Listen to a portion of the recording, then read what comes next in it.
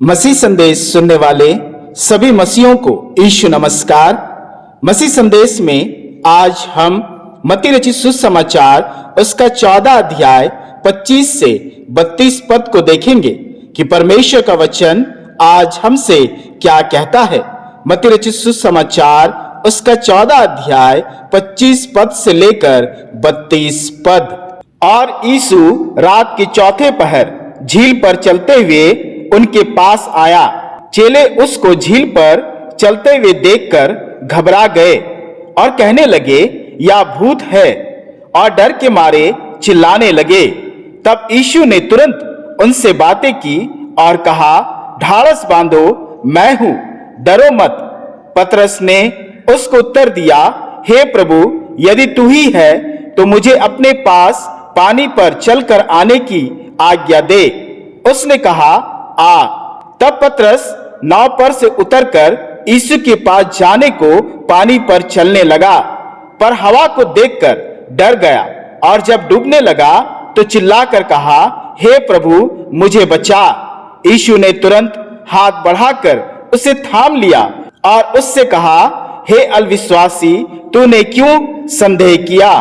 मेरे प्रियो, यह घटना उस समय की है जब यीशु के चेले नाव पर सवार होकर झील पार कर रहे थे और यीशु प्रार्थना कर रात के चौथे पहर झील पर चलते हुए उनके पास आया। और चेले यीशु को झील पर चलते हुए देखकर घबरा गए। तब यीशु ने उनकी घबराहट को दूर करके कहा, मैं हूं, डरो मत। और जब पतरस ने देखा कि यीशु पानी पर चल रहा है तो पतरस ने यीशु से कहा, हे प्रभु, यदि तू ही है तो मुझे अपने पास पानी में चलकर आने की आज्ञा दे। और यीशु ने पतरस से कहा, आ। तब पतरस नाव पर से उतरकर यीशु के पास जाने को पानी पर चलने लगा, पर हवा को देखकर डर गया और जब डूबने लगा तो चिल्लाकर कहा, हे प्रभु, मुझे बचा। तब यीशु ने तुरंत हाथ बढ़ाकर उसे थाम लिया। मेरे प्रियो, इस वचन में गौर करने वाली बात यह है कि जब पतरस झील के जल में चलना शुरू किया तब वह अपने चारों ओर चल रही हवा और पानी की लहरों को देखकर डर गया और वह अपने अविश्वास के कारण डूबने लगा, क्योंकि उसकी आंखें पानी की लहरों और तेज चल रही हवाओं पर थी।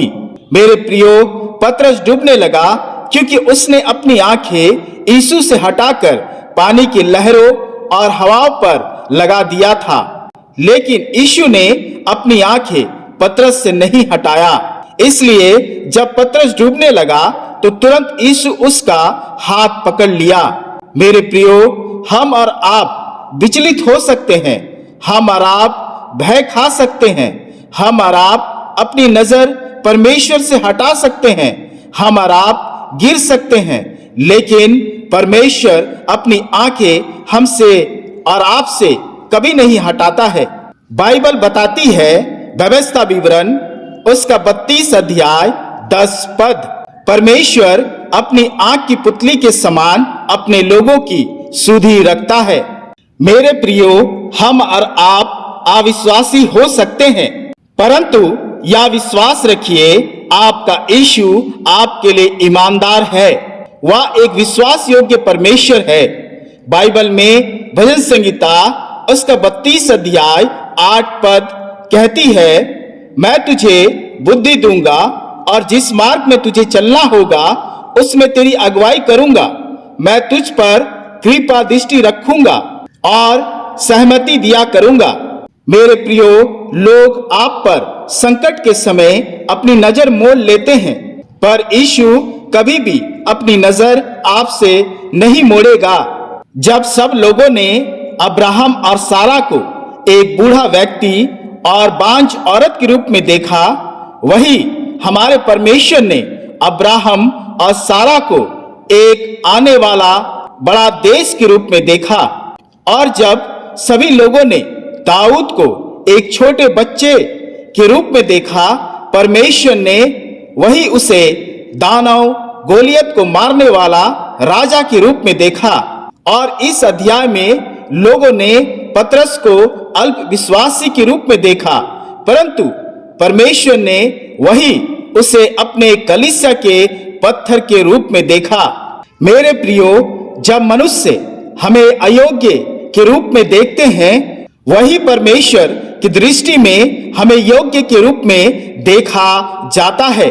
मेरे प्रियो, हम डरे नहीं, घबराए नहीं, क्योंकि परमेश्वर की दृष्टि हम पर है। क्योंकि परमेश्वर हमारी प्रार्थनाओं पर दृष्टि करता है। वह हमारे भारी बोझों को जानता है। उसके कान हमारी दुहाइयों पर रहती है।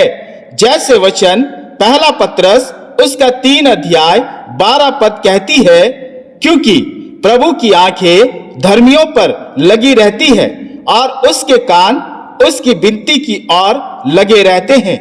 इसलिए मेरे प्रियो, हम भय ना खाए और ना डरे, अपने परमेश्वर पर भरोसा रखें, क्योंकि वही हमारे हाथों को थामने में ईमानदार है।